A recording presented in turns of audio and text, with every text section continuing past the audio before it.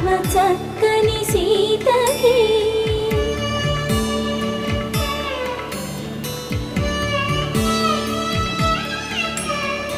ఎర్ర జాబిలి చేయి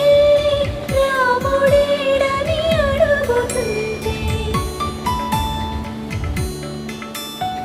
చూడలేదని పెదవి చెప్పే చెప్పలేమని కనులు చెప్పే నల్ల పూసై